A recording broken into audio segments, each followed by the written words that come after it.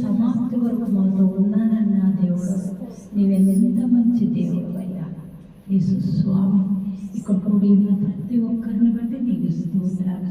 మరి మా ప్రార్థిస్తూ కొన్ని సంవత్సరాలుగా యేసయ్యా నేను చేయి పట్టుకుని నడిపించిన దేవుడు, 25 సంవత్సరాలు మన కుటుంబాన్ని నీవు దీవించి కాపాడి ఆశీర్వదించడానికి స్తోత్రాలు.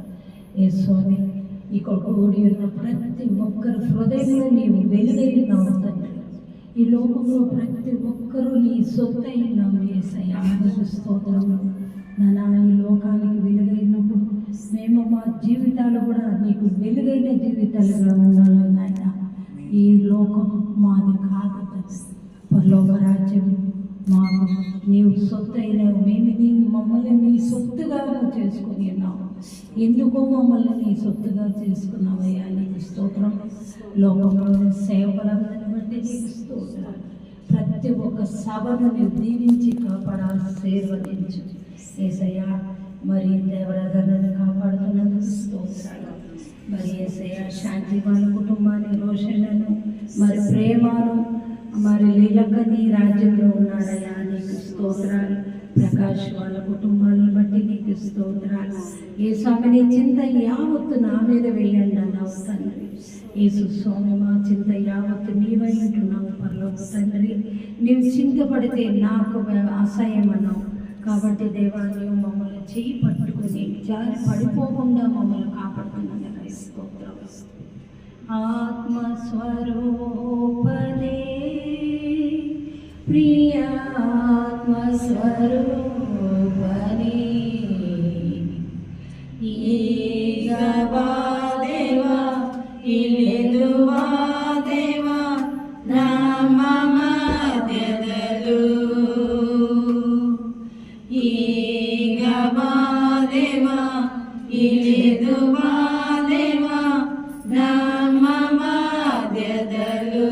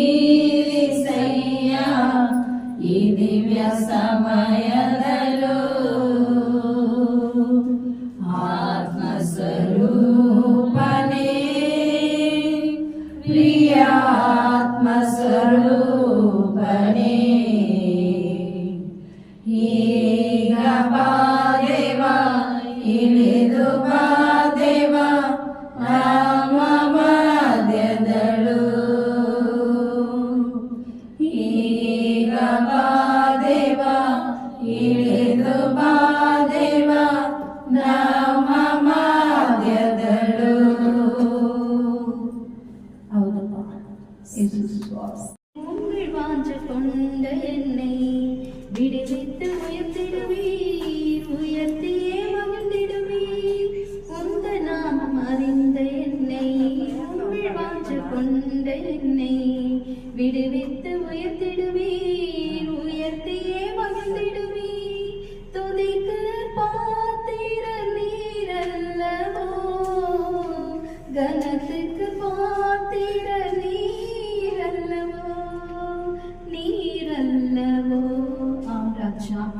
அன்பின் பரலோக பிதாவே, பிதாவின் குமாரனே, பரிசுத்த ஆவியானவரே, மே துதிக்கிறோம், ஸ்தோத்தரிக்கிறோம், உம்மை வாழ்த்துகின்றோம், போற்றுகின்றோம், வணங்குகின்றோம் என் தகப்பனே. அப்பா, இந்த வேளையில ராஜா நீர் துதிக்கு பாத்திரர், நீர் ஒருவராக இருக்கிறபடினால உம்மை உயர்த்துகின்றோம் என் தகப்பனே. விசேஷமா இந்த குடும்பத்தில் என் தகப்பனை கடந்து வந்து ஜெபிக்க கிருபை செய்ததுக்காய் உங்களுக்கு கொடான கொடி நன்றி அப்பா. அப்பா, என் தேவனே, இந்த வேளையிலே ஆகாசங்கள் திறக்கப்படுவதாக அப்பா, திறப்பின் வாசல்கள் திறக்கப்படுவதாக ராஜா. உம்மோட வல்லமை என் தகப்பனை இந்த இடத்துல இறங்கும்படியாய் கேட்கிறோம் ராஜா. அப்பா, உம்மோட மகிமை சூழ்ந்து கொள்ளட்டும், உம்மோட பிரசன்னம் சூழ்ந்து கொள்ளட்டும் ராஜா, உம்மோட மகத்துவம் சூழ்ந்து கொள்ளட்டும் என் தகப்பனே. விசேஷமாய் ராஜா என் தகப்பனே, இந்த அப்பா பிரான்சிஸ் ராஜா உமாவையும் என் தகப்பனே உம்மோட கரத்துல ஒப்பு கொடுக்கிறோம் ராஜா. அப்பா, 25 வருடங்களா என் தகப்பனே இந்த பிள்ளைகளின் திருமண வாழ்க்கை என் தகப்பனே. அப்பா, நீர் என் தகப்பனே ஸ்தோத்திரம் வழி நடத்தின கிருபைக்காய் உமக்கு நன்றி என் தகப்பனே. அப்பா, என் தகப்பனே, அப்பா, என் தகப்பனே, அப்பா, தாழ்விலும் என் தகப்பனே, அப்பா, துன்பத்திலும் இன்பத்திலும் என் தகப்பனே, இந்த பிள்ளைகள் என் தகப்பனை கடந்து வர உதவி செய்திட ஒவ்வொரு நாளும் ஒவ்வொரு நிமிடமும் என் தகப்பனே கண்ணின் கண்மணி போல பாதுகாத்த பெரிதான கிருபைக்காய் மக்கள் நன்றி என் தகப்பனே. உம்முடைய ஓங்கிய பயத்தினால நீர் தாங்கினீரே, கரம் பிடித்து வழி நடத்தினீரே, போதுமான ஆலோசனைகளை சொல்லி நீர் வழி நடத்தினீர், உமக்கு நன்றி என் தகப்பனே. ஆபிரகாம் குடும்பத்தை ஆசீர்வதித்த தேவன், ஈசாக்கின் குடும்பத்தை ஆசீர்வதித்த தேவன், யாக்கோபின் குடும்பத்தை ஆசீர்வதித்த தேவன், இந்த பிள்ளைகளின் குடும்பங்களை நீர் ஆசீர்வதித்தீர், உமக்கு நன்றி அப்பா. அப்பா, என் தகப்பனே, நீதிமானின் பிள்ளைகளின் அப்பா சந்ததியை 1000 மடங்காய் நான் தெரிந்து கொள்வேன் என்று சொன்னேன் என் தகப்பனே. இந்த பிள்ளைகளுக்கு என் தகப்பனே 2 பிள்ளைகளை நீர் கொடுத்தீர், உமக்கு நன்றி என் தகப்பனே. நானும் என் வீட்டாரும் கர்த்தரையே சேவிப்போம் என்று வார்த்தையின்படி ராஜா இந்த பிள்ளைகள் அப்பா உம்முடைய சேவைக்கு கிருபை செய்தீர், உம்மை தேட கிருபை செய்தீர் என் தகப்பனே. அப்பா, என் தகப்பனே, எத்தனையோ வரங்களும் போக்களும் நீர் பாதுகாத்தீர் என் தகப்பனே. ஓ என் தகப்பனே, தாய் தன் பிள்ளையை மறந்தாலும் நான் உன்னை மறப்பதில்லை என்று 25 సంవత్సరాలు మా పెళ్ళి ఈ రోజుకి 24 కంప్లీట్ అయ్యి 25వ సంవత్సరం. దేవుడు వారి కుటుంబంలో వారి దాంపత్యంలో దేవుడు ఎన్నో అద్భుతాలు చేసినాడు, అన్ని శ్రమలు కూడా పెట్టినాడు, కానీ వాటన్నిటిని కూడా దేవుడే తప్పించినాడు.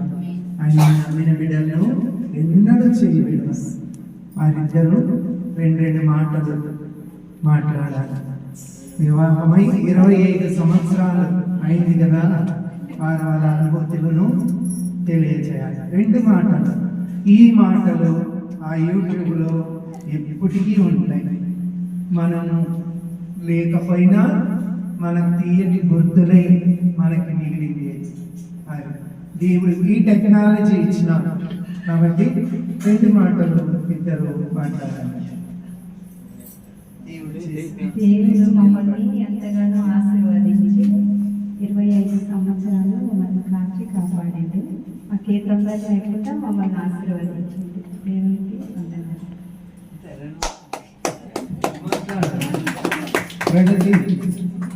మీ అమ్మ గురించి మీ నాన్న గురించి మాట్లాడాలి.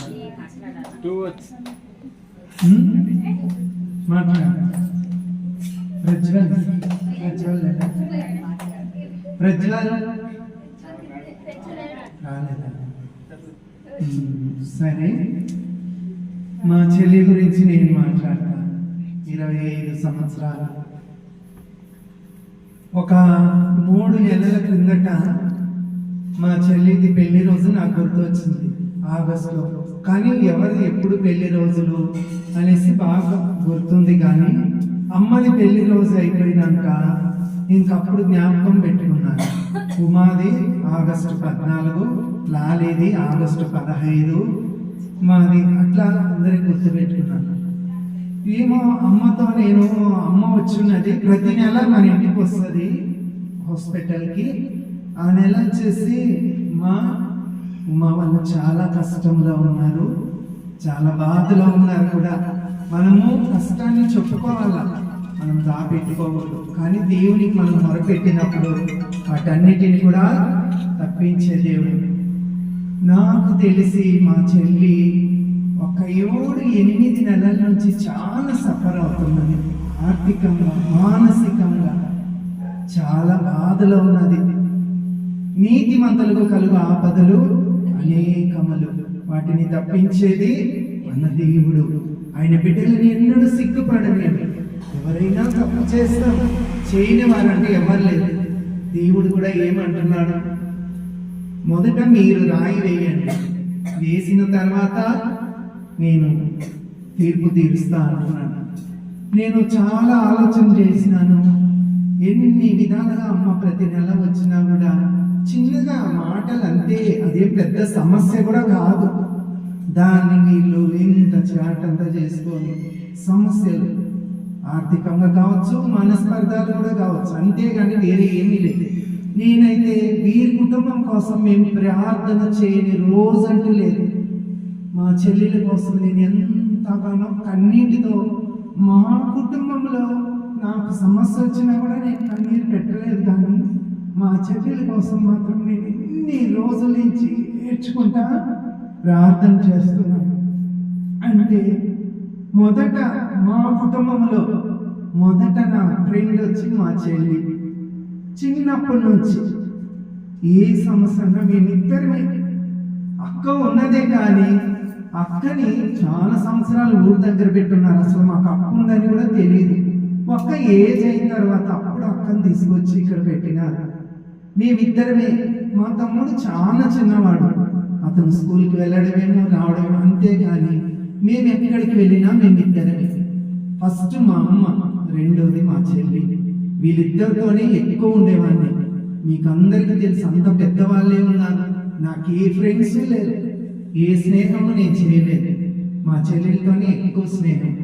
పెళ్ళి అయినాక కూడా ఏ సమస్య జరిగినా కూడా మొదట నాకు చెప్తారు మా చెల్లి, ఇది రాజన్న, ఇది రాజన్న చెప్పినప్పుడు నేను వీలైనంత వరకు మొదట దేవునికి ప్రార్థన చేయమన్నాను. ఉమాకి ప్రార్థన పైనే విరక్తి కలిగిపోయింది. అయ్యో ఎందుకు, ఏమి దేవుని ఏం ప్రార్థన చేసి ఏం లేదు, దేవుడు పరీక్షిస్తున్నాడు. ప్రార్థన దేవుడికి మొరపెట్టి దేవుని సన్నిధికి వెళ్ళు. ఆ చర్చ్ ఈ చర్చ్ కాదు, మనకు ఆత్మీయ ఆహారం అనేది చాలా ముఖ్యం.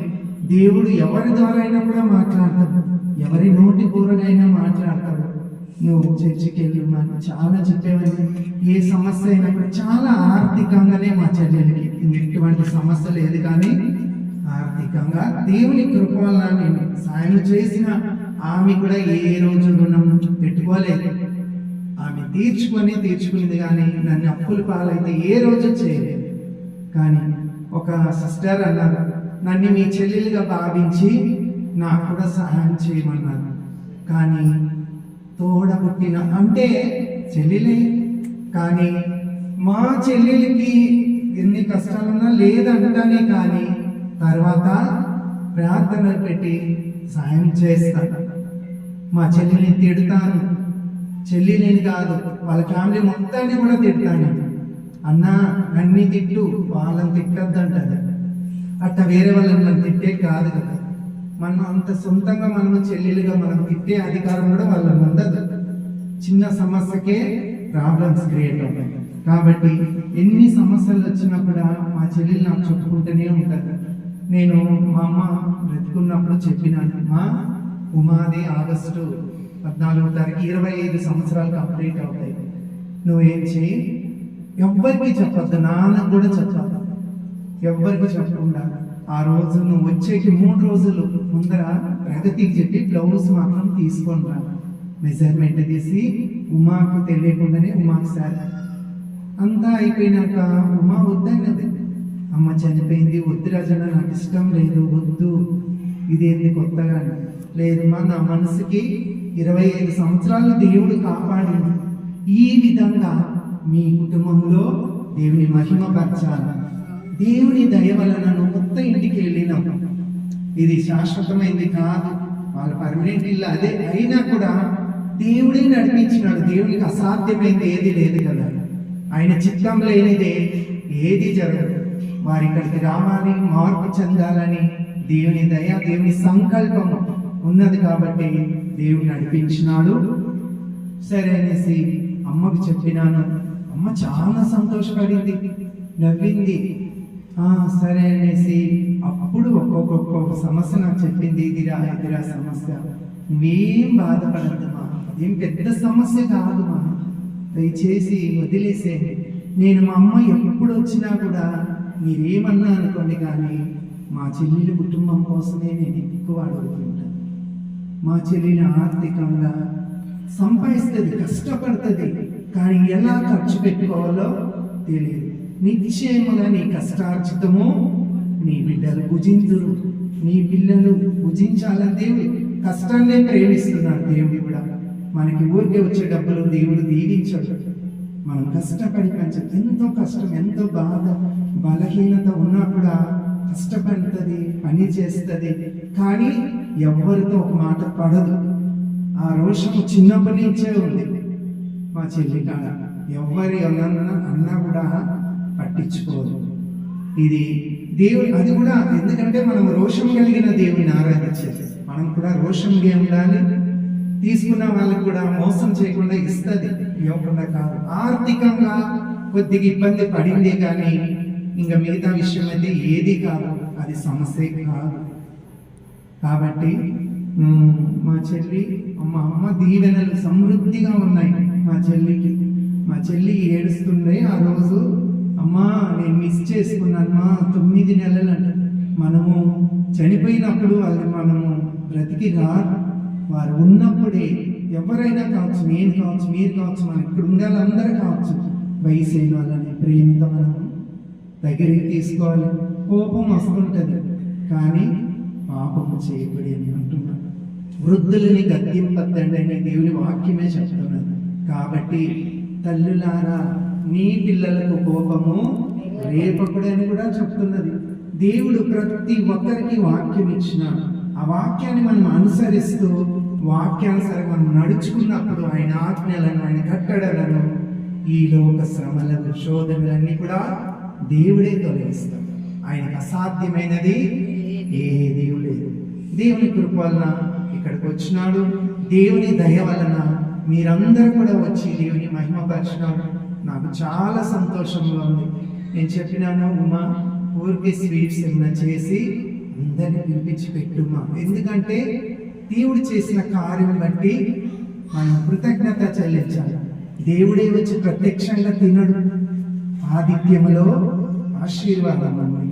కాబట్టి అంటే ప్రజ్వల్ ఒకే మాట అన్నాడంట, వాడు అబ్బాయి చిన్నోడైనా కూడా చాలా బుద్ధి కలిగినాడు, జ్ఞానం కలిగినాడు. అబ్బాయి ప్రతిదినము చర్చికి వెళ్ళకపోయినా చాలా భక్తి, విశ్వాసం, పెద్దలంటే గౌరవం, క్రియలే కదా ముఖ్యము. మనం పూట్ల దేవుని సన్నిధి కదా, క్రియలేని ప్రేమ మృతం అంటున్నాం. అమ్మ సమృద్ధిగా భోజనాలు చేస్తే అందరికి భోజనాలు పెట్టే మాదిరి చేయి, స్వీట్స్ అంతా వద్దు అన్న. ఈమె కూడా వంట చేసుకుంటా ఆడుంది ప్రజన్న పోయి ఆర్డర్ ఇచ్చి చేస్తాను. మన వాళ్ళే కదా, కొద్దిగా లేట్ అయినా సమృద్ధిని భోజనం చేసిపోతారనేసి చేసింది. మీరందరూ వచ్చిన వాళ్ళందరూ కూడా హృదయపూర్వక వందనాలు. మీరు కూడా పెద్దవాళ్ళు ఉన్నారు, ఉమాని చిన్నప్పటి నుంచి చూసిన వాళ్ళు. మహిమక్క ఉంది, మహిమక్క దగ్గర మేము సండే స్కూల్ స్టూడెంట్స్, ఫస్ట్ ఆనందక్క, తర్వాత మహిమక్క.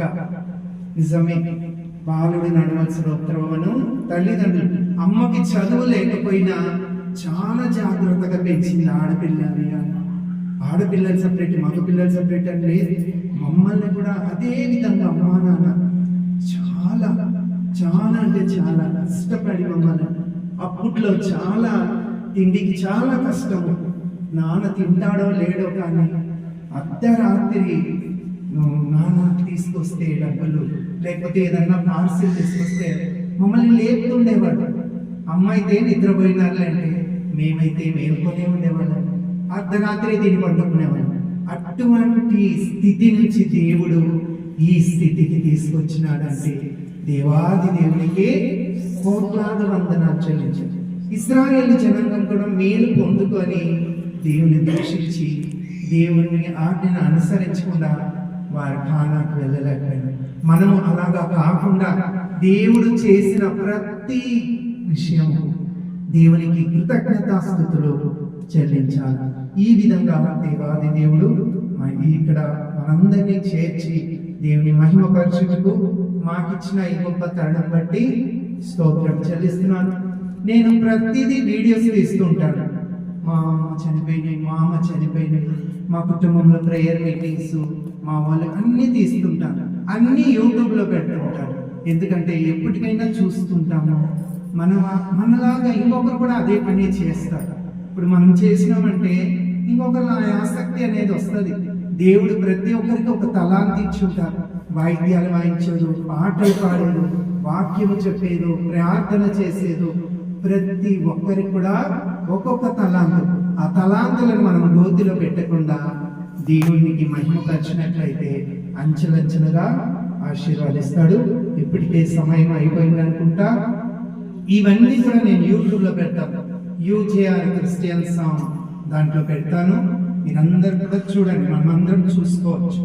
కానీ మా పిల్లలు ఒకటి అంటారు, మనము పెడతాం కానీ షేర్ చేయండి, లైక్ చేయండి అని పెట్టమంటే, నాన్న ఇవన్నీ ఎవ్వరూ చేయరు.